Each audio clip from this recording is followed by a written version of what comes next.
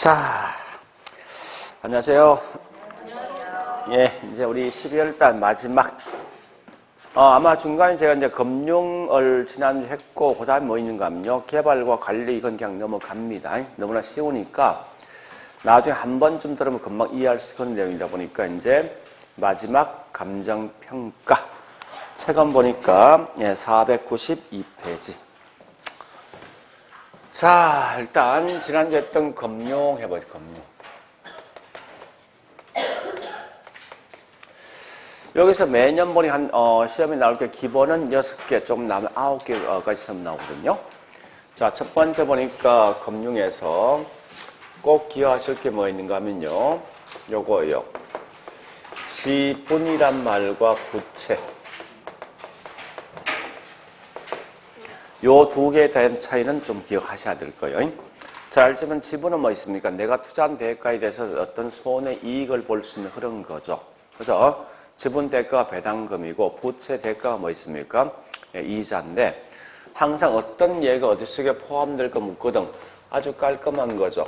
굳이 암기하지 말고 이거나 뭐 몽땅나 뭐요. 그냥 지분 가셔.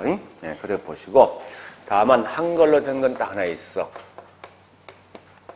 요것만 유무상 정자만 지분이고 나머지 몽땅 다 부채인데 단 부채도 영어 중에서 P가 들은 거 있죠? 그죠? MBS, CMBS, ABS 있을 거예요.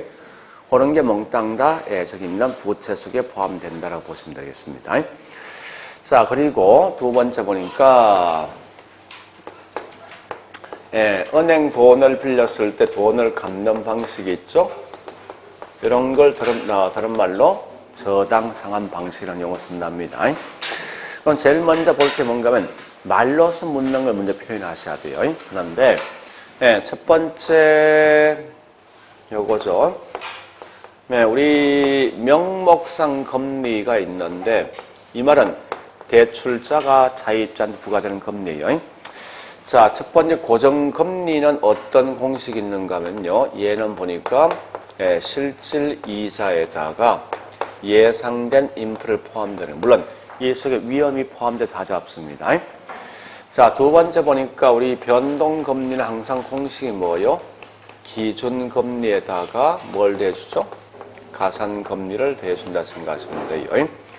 다만 이때 보니까 우리 기준금리의 가장 대표적인 예가 뭐인가 하면 CD, 즉 양도성 예금과 코픽서. 코픽서가 뭐죠? 코픽서, 자, 번역할게. 펀드 인덱스. 요말 약자예요. 그래서 코픽서 있습니다. 코스트, 비용, 펀드가 자금 조달, 인덱스 지수. 그러면 자금 조달 비용 지수지, 그죠? 이 말이 뭐예요? 이런 거 아닙니까? 현재 보니까 은행이 여기 있는 차입자한테 돈을 빌려줄 때 얘도 돈이 있어야 될 거 아니에요. 그죠? 그 은행은 돈을 분명히 끌어와야 되지. 그죠? 끌어올 때 뭐 있습니까? 저축한 돈도 끌어오고 채권 발행한 비용도 있을 것이고 다른 은행에 빌렸던 콜금리도 있을 것이고 했을 거란 말이에요. 근데 이 자금 조달한 거지. 했을 때 이때 이자가 있지. 그죠? 여기 비용이거든. 이때 보니까 저축성 예금 금리와 그다음에 채권 수익은 다 같습니까? 다를 거 아니에요, 그죠? 그래서 요 각각에 있는 이자 비용을 가중 평균에서 나왔던 평균적인 이자가 있어. 여기 다른 걸 저기 있는 자금 조달 비용이라고요. 자, 이런 코픽스 등등은 전부 다 기준금리의 가장 대표적인 예가 될 것이고, 그 다음에 가산금리는 개인의 신용에 따라 분명히 달라지는 거죠. 신용이 좋은 만큼 그만큼 뭐 있습니까? 여기 있는 금리가 떨어질 것이고 그런 거예요. 어쨌든 중요한 말은 기준금리와 가산금리는 결국은 변동금리의 한 예가 되어진다. 이렇게 보시면 될 거예요. 자, 그리고 있죠. 특히 인플레이션이 발생되어지면 누가 이기고 누가 손해예요? 오케이. 그 말 제일 정답이죠. 없는 분이 이익이 있는 놈이 피보는 거고. 자, 그리고 보니까 시장 금리가 떨어진다. 이 말은 항상 비교할 게 최초 은행 돈 빌렸던 계약, 약정. 그 다음에 이런 이 금리보다 시장 금리가 떨어진다 말은 현재 금리가 떨어지면 이건 당연히 조기 상환되어진다. 이런 말 했습니다. 자, 그거 200개 있는데 그냥 넘어가시고, 그 다음에 제일 중요한 건 뭐냐? 고정금리 방식에서는 이렇게 세 가지 방식이 있구나. 이렇게 된 거. 그죠? 여기 무슨 방식? 요건 알자고. 지금 우리 현재 은행 갚을 때 어떻게 갚아? 원금과 이자 갚는 거 아니에요? 그럼 매년 같은 거잖아. 원리금, 균등. 요거는 원금, 균등. 요거는 개체 정식. 이런 거 기억하시라고요. 처음 들어본 느낌이죠? 그 다음에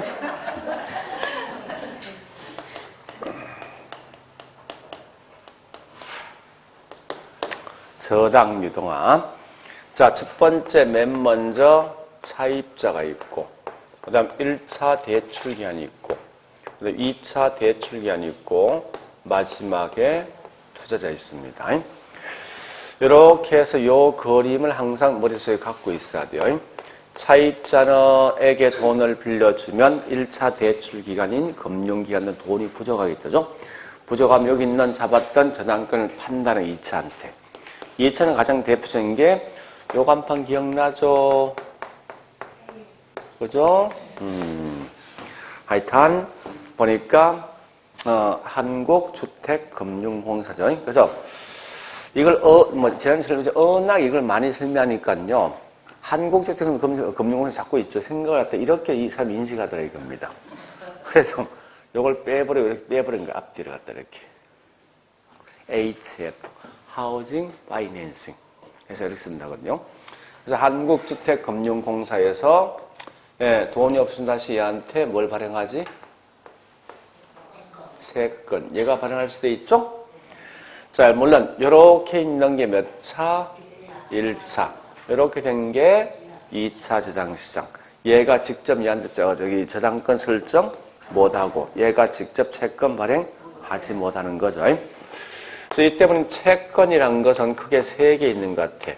MBS, CMBS, ABS가 있어요. 요건 기억을 잘하는 것 같아. 자동차 브레이크니까. 그래서 자, 요건 담보가 하우징 붙어 있는 거지. 주택. 요 C가 상업이지. A가 자산이지. 그런 거 아시고. 자, 그 다음에 보니까, 네 번째, 리츠.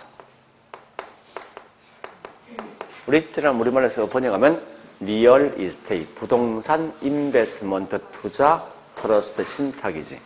그러니까 내가 부동산 투자할 건데, 전문가한테 맡기는 거죠. 이 리츠 회사가 크게 세 가지 회사가 있는 거 아니에요?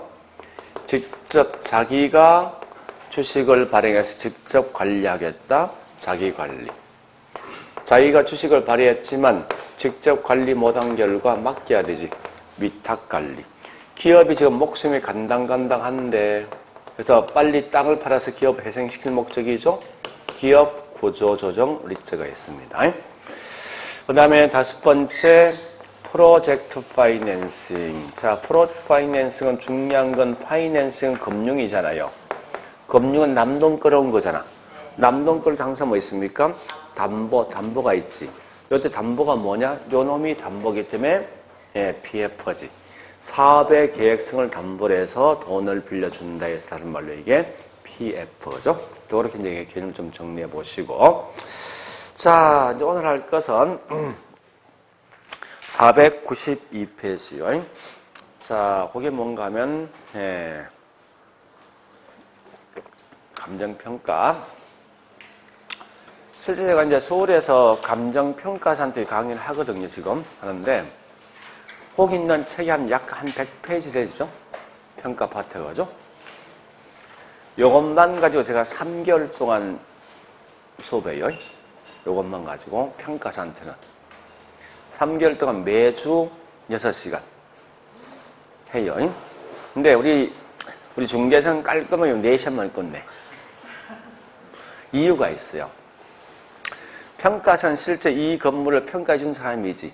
그 한 개 한 개 아주 세밀한 부분을 다 설명할 수밖에 없다고. 근데 중개사는 평가할 이 의무가 있습니까? 없지. 평가사가 평가하는 어떤 보고서를 보고 이렇게 평가된 흐름 자체를 파악할 목적이지 안에 있는 구체적 내용을 지금 파악할 목적은 분명히 아닐 것 같아, 내가 봐서는. 이미 출제를 하는 분은 이걸 다 알고 있어요. 그러니까 중개사가 분명히 평가는 아니라는 거예요. 결국은 우리 출제하는 분이 어떻게 하겠습니까? 흐름 자체를 계속 시험 낼 수밖에 없는 거예요. 디테일한 시험 못 내게 돼 있거든요. 그건 말이 안 된다고. 그건 양심상 문제 있는 거예요. 그러니까 항상 그래서 큰 틀을 가지고 움직이세요. 큰 틀을 가지고. 어떤 흐름을 가지고 움직일까? 이것만 생각하시면 될 거예요. 그래서 그런 틀을 가지고 하시면 아마 평가는 그렇게 어렵지 않게 쉽게 갈 수 있을 겁니다. 근데 이 괜히 평가에 욕심내면요. 이거 한도 끝도 없습니다. 생각해보세요. 제가 매주 6시간을 갖다 이 3개월이면 총 13주거든요. 거의 한 80시간 수업한다, 이걸 수업을 갖다가. 얘들은 수업을 이래 합니다. 1시간 60분 수업하고 5분 쉬는 거야. 50분하고 10분 쉬는 거 아닙니까? 심지어 막 2시간 연장할 때도 있어, 이걸. 분량이 모자라서. 근데 그 정도 어떤 깊숙한 내용 들어간다는 이건 자기 머리 아픈 거지. 굳이 다 할 필요 없는 거 아니에요.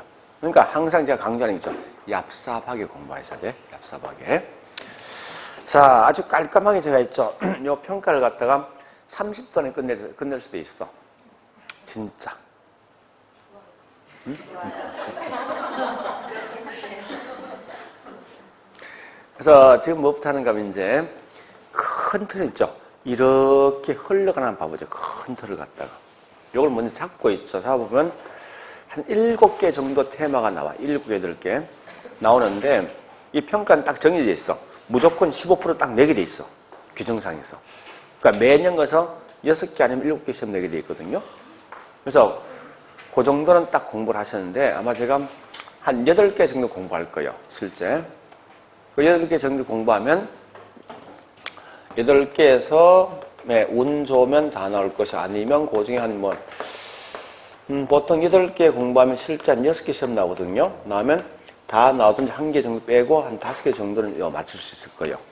그렇게 하시고 안 배운 건 알죠? 그냥 쳐내버려. 과감하게. 그래서 그래 공부하셔야 되지 이 책을 다는 볼 수는 없어요. 분명히. 자, 일단 그러면 감정평가 전체 틀을 좀 설명드릴게요. 자, 일단 첫 번째 평가의 궁극적 목적은 뭐 할 목적이에요? 감정평가에서 뭐 하는 사람이냐고요?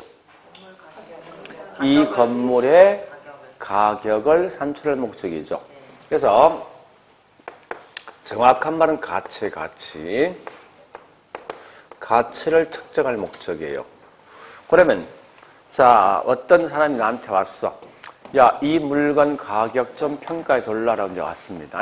오면 여러분들이 현재 감정평가에서는 제일 먼저 뭐부터 하겠습니까? 주변 시세를 알아. 나 배추를 살 목적이거든.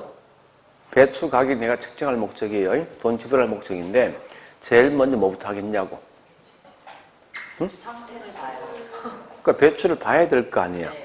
와서 봐야 되지. 네. 저 간을 보는 간을. 네? 간을 보는데 요 배추 가격의 영양준이 뭐가 있냐? 배추가 현재 상태가 어떻게 돼 있냐? 시장에 공급 많이 돼 있을 것인가? 또 주인이 농약 쳤을 것인가? 이걸 쭉 볼 거 아니에요. 그죠? 그런 게 뭐냐? 그 배추 가격에 영향을 줄 수 있는 쭉 분석해 본다는 거예요. 제일 먼저. 그렇지 않습니까? 가서 본다는 거야.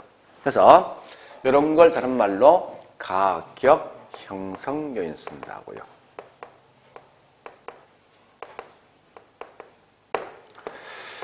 요 가격 형성 요인 말이 어렵습니다. 왜 그런가 하면 이게 일본식 용어예요. 원래 원서에서 어떻게 쓰는가 하면요. 예, 가격에 영향을 주는 요인 이렇게 쓴다고요. 진짜 원서에서. 그러니까 이게 참 어려운 게 이런 거예요. 감정평가 내용 자체 힘들지만 맨 처음에 이 부동산을 도입한 분이 김영진 교수인데 그분이 일본에 있는 책을 그냥 그대로 뺏겨왔거든.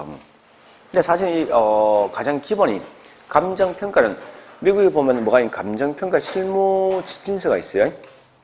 마치 우리 어떤 중개 매뉴얼이듯이. 그래서 실무 취준서에 있는 그 내용을 그냥 그대로 일본을 가져오면서 일본식화 시켜버린 거예요, 이걸. 그래서 이걸 갖다 이래 보시라고. 부동산 가격에 영향을 주는 요인이 뭐가 있냐를 번역하시라고, 항상. 번역할 때. 그러면 이 말 아닙니까? 우리 학원 건물이 현재 있는데 이 학원 건물 가격이 영향 주는 게 도움을 주는 것도 있고 마이너스 주는 것도 있겠지. 그죠? 자, 도움을 주는 뭐가 있습니까? 제일 먼저. 도로 있고, 또? 주차장이 있고, 오케이. 또 어디 있어? 뭐가 있어? 응? 아니, 이 건물 가격 영향 주는 거 엄청 많을 것 같은데, 한번 봐볼까요? 일단, 우리나라에 있는 현재 경기 상황. 또, 어떤 세금 부과되는 정도.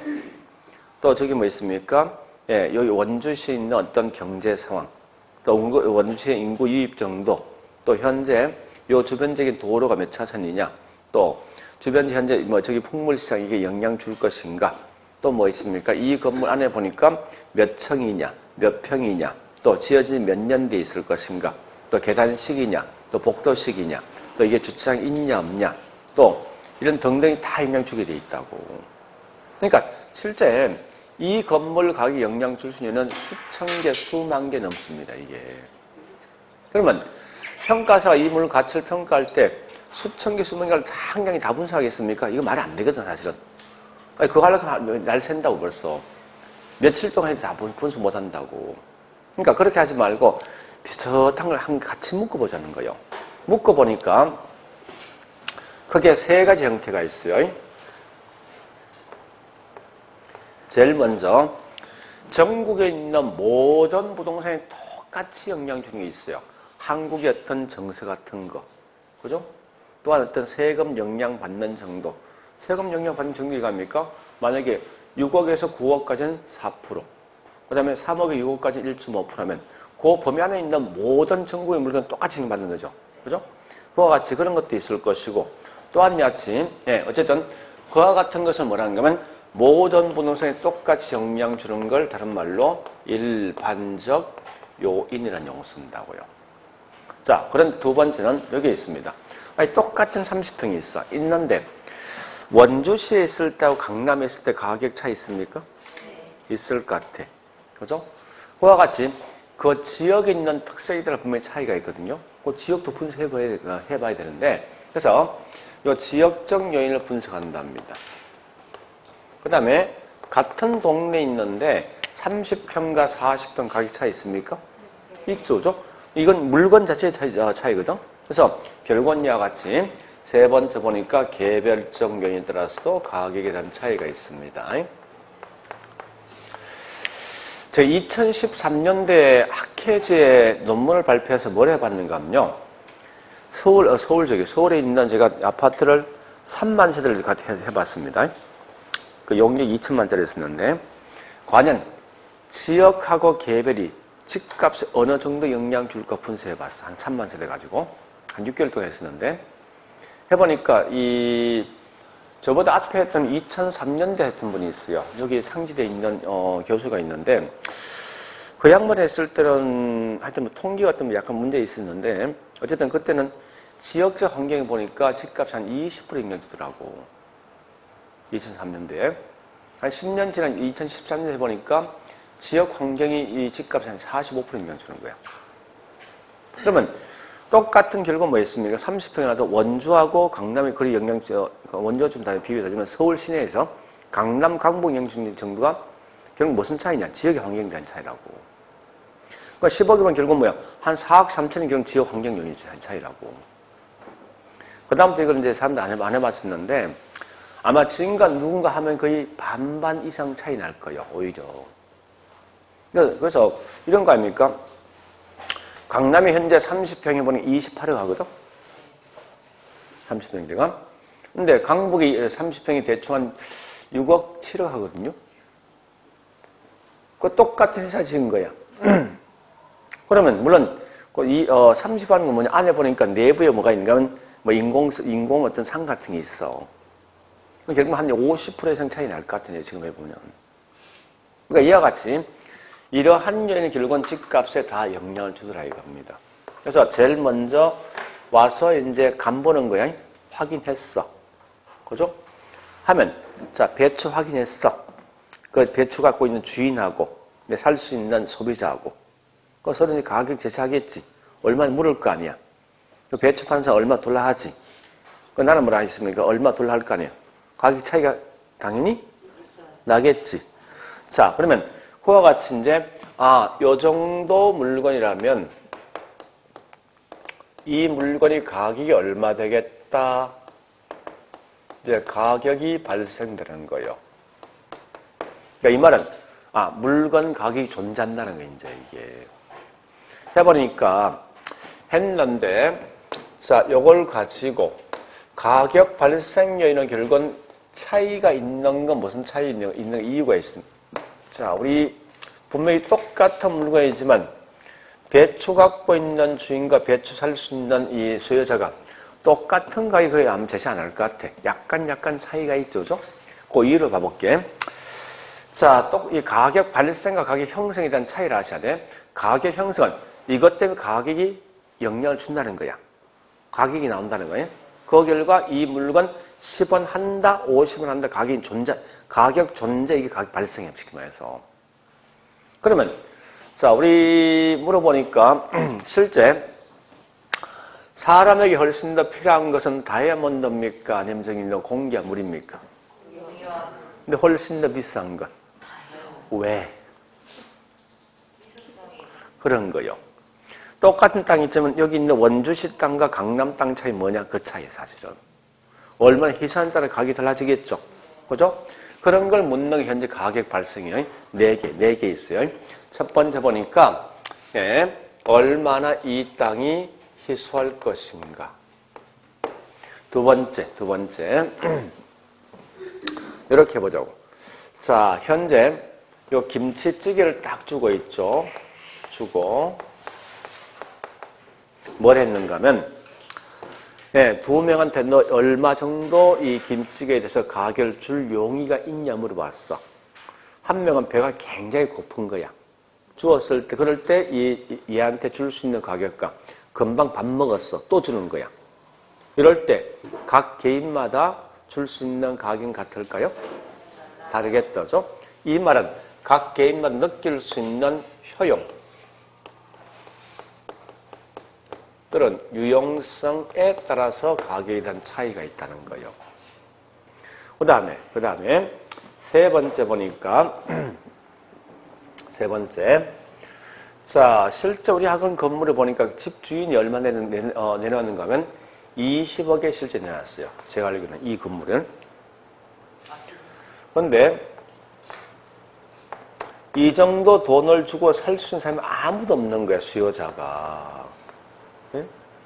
없는 거요. 그러면 이 건물 가격 20 맞습니까? 아니잖아. 실제 매매가 되어질 때 가격이 있는 거요. 그죠? 그러면 땅을 갖고 있는 사람은 그렇다 치지만 문제는 이 정도 돈을 줄 수 있는 능력이 있는 사람이 있을 때 그래야 될 거 아니에요.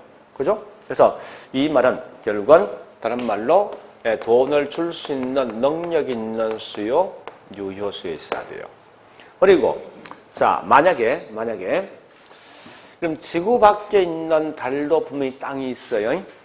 무인도도 분명히 땅이 있거든요. 달도 이 달이 있는데 이 달 자체가 어떤 가격이 있습니까?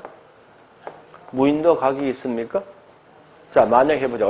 이 달이 있는데 아주 희소해. 또 나한테 만족이 굉장히 크단 말이에요. 또 이 정도 돈을 줄 능력이 있는 갑부야. 근데 왜 가격이 없냐고. 응? 제일 중요한 건 뭐요? 매매가 돼, 안 돼? 매매가 돼, 안 돼? 안 되는 거지. 그러니까 뭐든지 매매가 될 때 가능하다고. 이 말은 매매가 되어진다 이 말은 소유권 등이 이전될 때만 이 가격이 나오거든요. 따라서 얘는 반드시 이전성이란 말은 다른 말로 권리 등이 이전될 때 가격이 형성된답니다. 자, 그런데 이 분필이 가격이 존재하는 이유는, 발생하는 이유는 뭔가 하면 요 4개 중에 단 한 가지 요건만 충족돼서는 절대 가격이 없어. 아까 설명했어. 달이란 건 분명히 희소해. 어떤 부자가 땅을 살 수 있어. 또한 난 만족하단 말이야.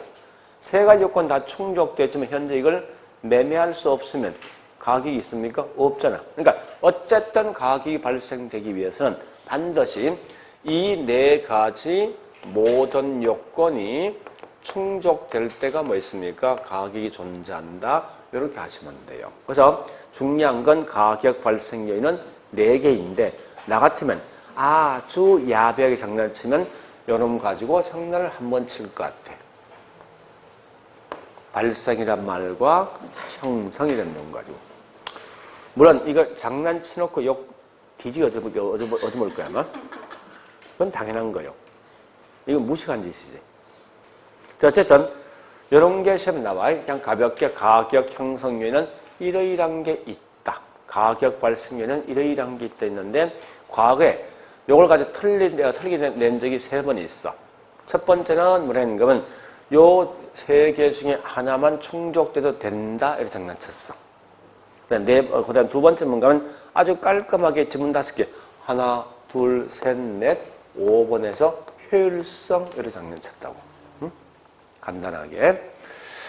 자 일단 어쨌든 이렇게 해서 이제 수요자도 가격을 만들었고 공급자 가격을 만들었어요. 만들면 마지막 가서 뭐 있습니까? 수요자와 공급자가 뭐 하겠습니까? 협상할 거 아니에요. 그죠? 그래서 현재 보니까 내가 이거 10억 줄 용이 있다. 무슨 소리냐? 15억 내놔라. 그 둘이 박터지게 싸우겠다. 그죠? 싸우다 마지막 건 뭐 있으면 협상하지. 그죠? 그래서 서로 협상해서 좋다. 서로 100번 양보해서 우리 이렇게 해서 요 물건을 갖다가 13억에 매매하자. 이렇게 합의 왔습니다. 이렇게 형성된 게 뭐야? 이게 부동산 가격이에요. 그러면 우리 항상 모든 물건 좀 이렇게 형성되어 있습니다. 중간 과정에 약간 이게 없애게 됐지만 그럼 실제 보세요. 제일 먼저 배추 파는 시장 가서 배추 보잖아. 그죠? 공급자 본단 말이에요. 각 개인 어떤 가격을 대충 측정할 거 아니에요. 그 둘이 협상하지. 마지막 가격 나오지. 그죠? 모든 것 이런 과정이 거치게 돼 있어. 따라서 감정평가사가 와서 이 물건 가치를 평가할 때 반드시 이런 과정을 통해서 평가를 하더라 이겁니다. 그러면 이때 보니까 우리 공부할 게 어떤 게 있는가 하면요. 자, 첫 번째. 평가에서 이제 이 가격을 측정할 때 항상 수요자, 공급자 둘 중에 한 명만 고려합니까? 둘 다 고려합니까? 둘 다 고려하죠? 네. 그래서, 자, 그러면 가볼게, 이제. 그럼 가격이라는 게 뭐가 있는가 하면요. 책 가보자고요.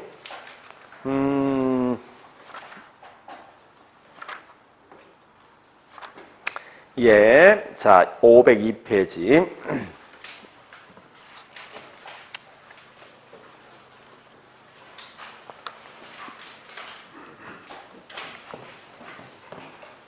자, 큰 2번. 부동산 가격의 종류 및 특징이 있습니다. 보니까 첫 번째 양갈로 1번이 무슨 가치? 자, 그 다음에 우측에 503페이지 양갈로 2번에 뭐가 있습니까? 자, 그럼 여기 보세요, 이제. 여기 보세요. 원칙은,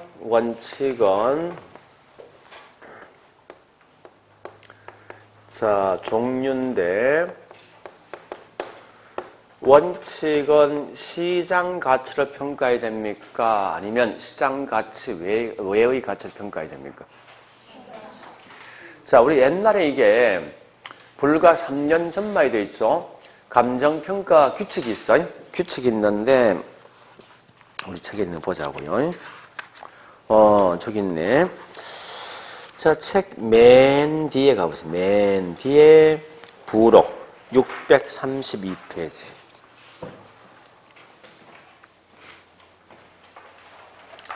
제목이 감정평가에 관한 규칙이 있죠? 우린 지금 거기 있는 그 법조문을 공부하고 있어요. 법조문을. 그래서 2조 1호 보니까 시장 가치란 제목 나 있죠? 그죠? 요게 불과 3년 전만 해도 뭐인가 하면 정상가격이란 말을 썼다고. 근데 이거 보세요, 여러분들. 정상가격이란 개념 설정이 참 애매한 거예요, 이게. 그래서 우리 앞으로 절대 어떤 문제에서 정상가격이란 이 말 나오지. 다 틀린 거야. 그래서 이게 정이 애매모호하니까 이제 뭐 있어요? 바꿨다고. 시장에서 매매되는 가격을 하자 이 말 뜻이에요. 이건 개념 중에 아주 명확하거든. 응? 그래서 원칙은 시장에서 매매되는 가격을 평가하라. 그럼 시장에서 매매될 때는 살 수 있는 수요자와 공급자가 한정되어 있습니까? 배추 파는 시장에서? 네? 배추 파는 시장에 보면 살 수 있는 수요자, 공급자 한정되어 있냐고. 엄청 많을 거죠? 여러 명의 수요자, 여러 명의 공급자가 있으면 절대 어느 일방이 자기 마음대로 가격 조작할 수 있습니까? 없지. 그죠? 그렇게 매매된 가격을 평가하는 원칙이다. 근데 아주 특수한 경우는 시장 가치 이외 가치를 평가할 수 있어요.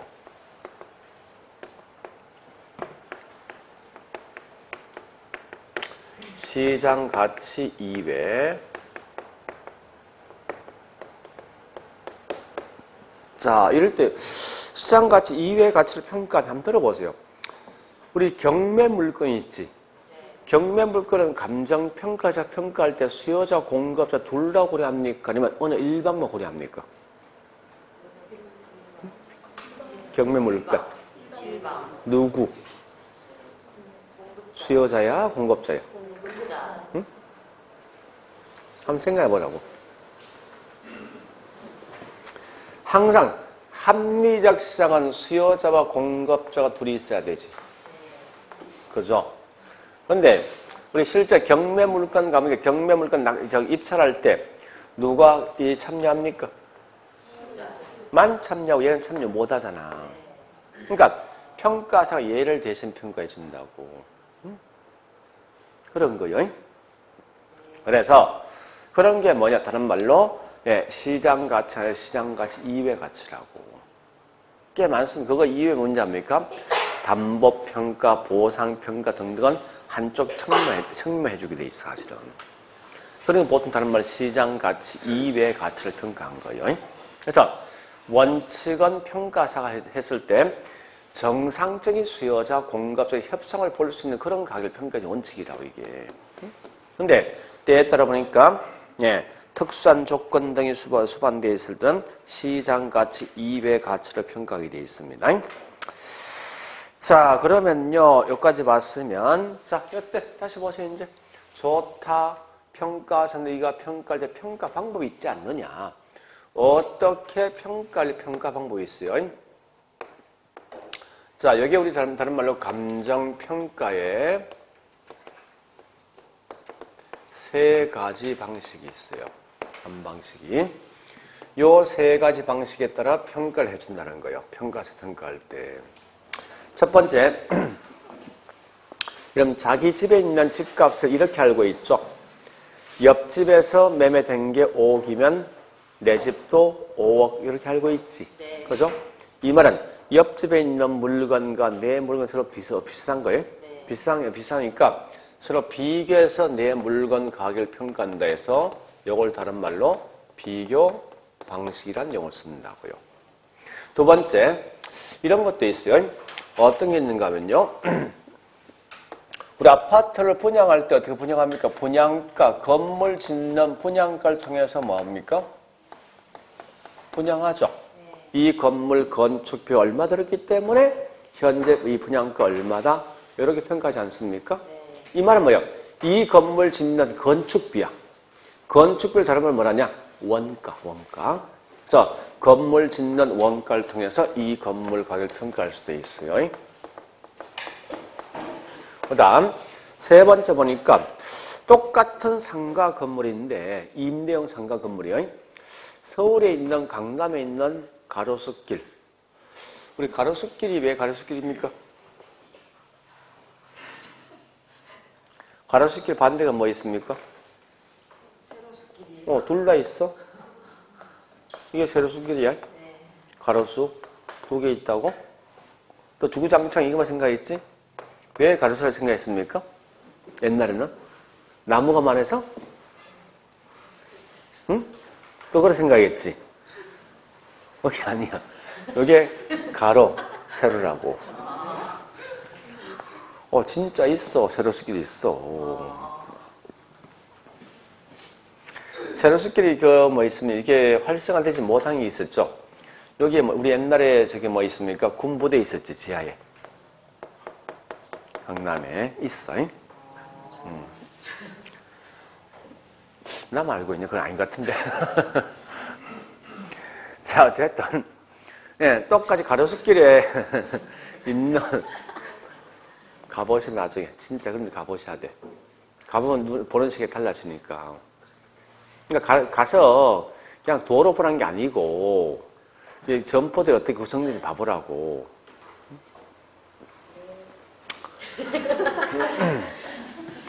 서울에 이제 제가 사고 있는 게 뭔가 하면 토일이 계속 쉬고 있거든요. 쉬고 있을 때 매일 하여튼 이 토요일만 나가면 밖에 나간다고. 나가서 서울의 어떤 명소, 그러니까 나름 이제 앞으로 상권이 형성돼 있고 또 앞으로 좀 더 이 활성화되는 적이지 않습니까? 이걸 자꾸 이제 들어봐. 보는데 우리 항상 보니까 이제 이런 게 있어요. 어떤 게 있는가 하면 거이알하고 계란하고 그다음에 메추리알이 있지.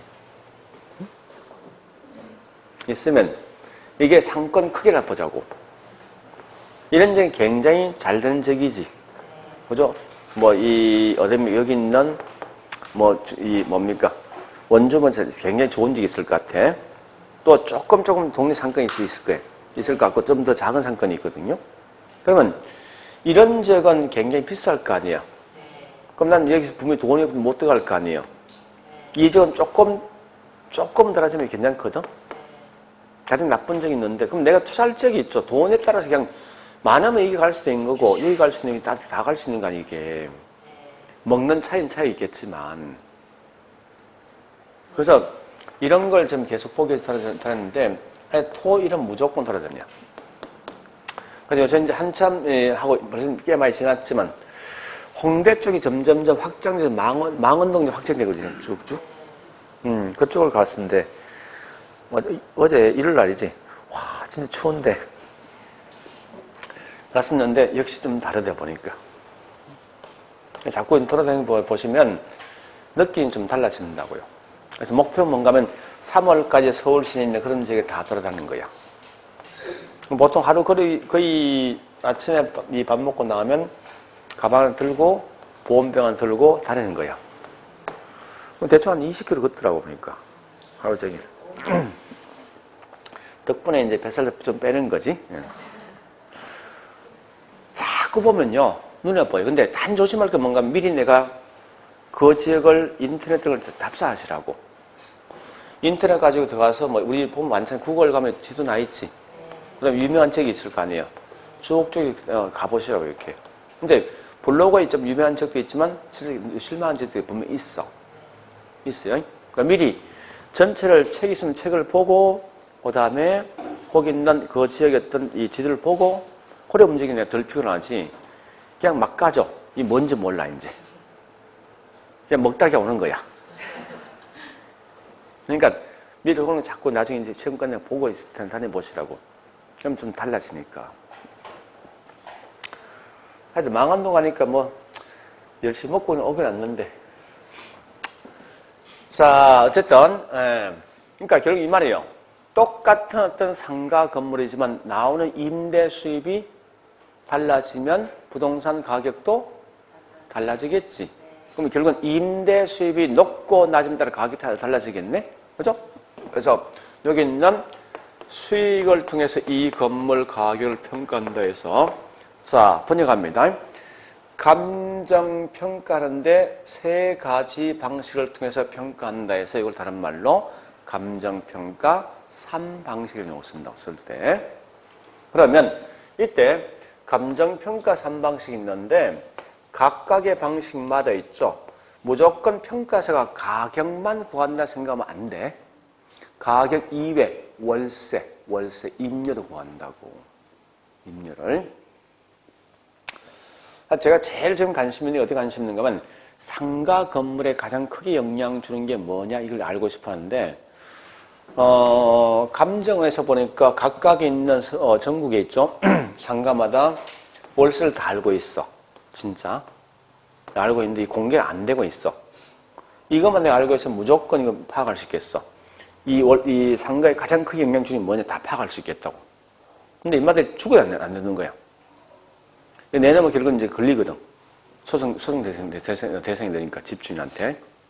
그래서 그걸 못 내놓고 있는데, 이거 내놨으면 참 좋겠어. 그러면 지하 상가에 영향 주는 거, 지하 상가 중에 특정 지역에 어느 영향 주고, 지하 상가에서 보니까 어느 위치가 가장 크게 수익이 높고, 어떤 업종이 가장 좋은 거 다 파악할 수 있다고, 이거.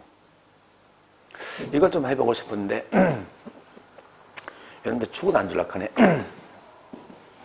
자, 그러면 결국은 평가에서 임료도 평가한다는 거예요. 월세도. 그럼 결국은 예전 가격만 평가하지 않고 반대 뭐 있습니까? 임대료도 평가하더라.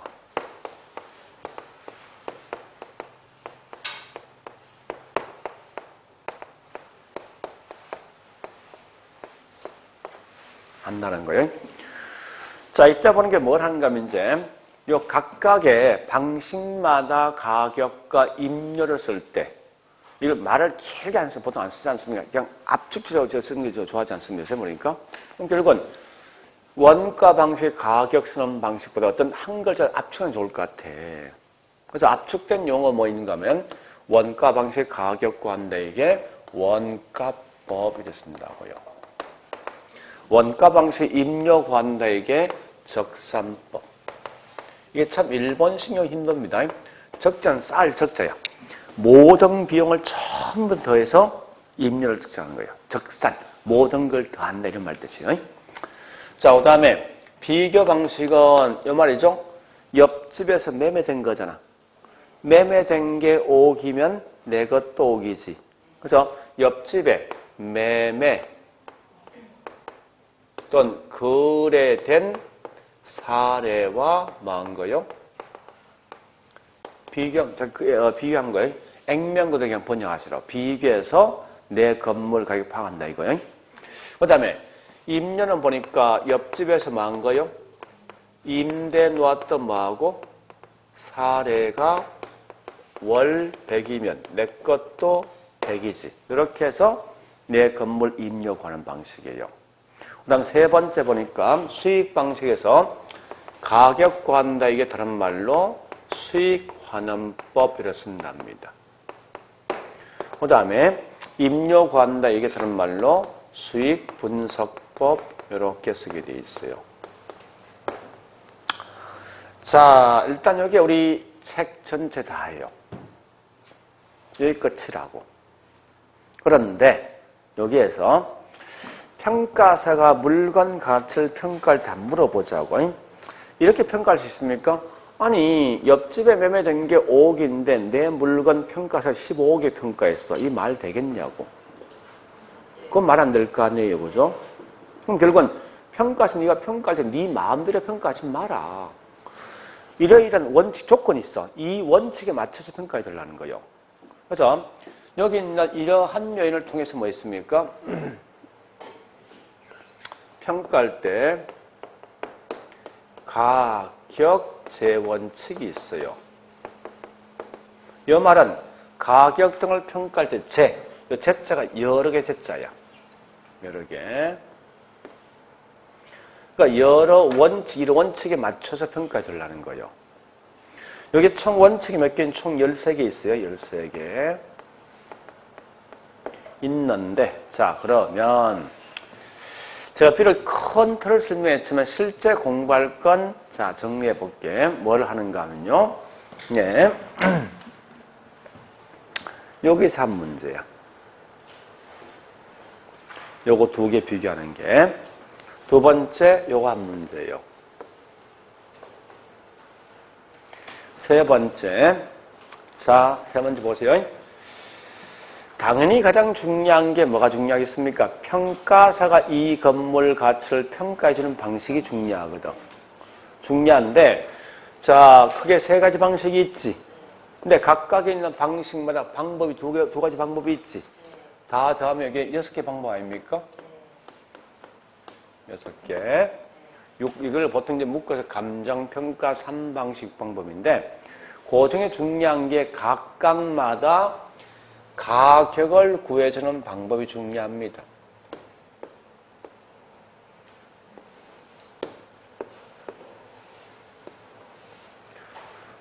다섯 개 나왔어요?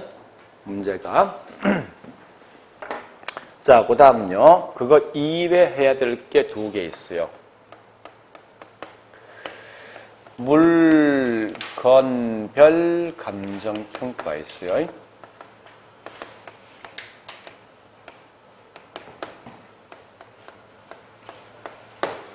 이 말이 뭔가 하면요.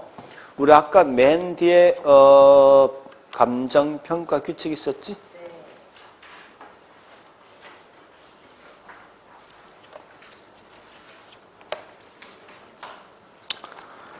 자, 규칙에 가보니까요. 15조로 갑니다. 맨 뒤에. 자, 639페이지. 15조. 건물은 무슨 법? 그죠? 15조에 보니까 639페이지.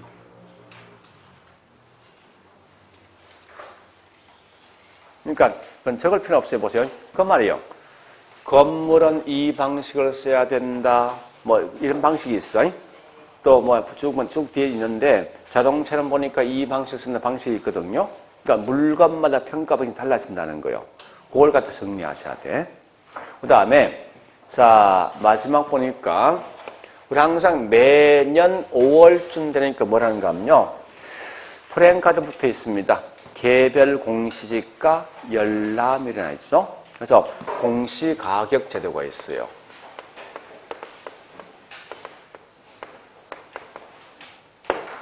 그래서 나라면 이 전체를 한 개 한 개 다 하지 않고 있죠. 아주 심플하게 하나, 둘, 셋, 넷, 다섯, 6개, 7개 요거만 하겠다고 하는데 전체를 다 묶어보지 말고 테마별로 딱딱딱 분리해서 공부하시라고. 각 테마가 한 문제니까. 그래서 그렇게 공부하셔야 돼. 괜히 그렇게 전체를 묶어서 또 공부하는 사람이 있어. 해보셔. 절대 하지 말고 요 분리해서 7개만 딱 공부한다 생각하시고 7개 하면 적어도 여기에 우리 보통 시험이 한 6개 나오니까 6개 중에 5개는 최소한 맞출 수 있어. 5개는. 그러면 이 정도는 뭐 성공한 거지 뭐. 그죠?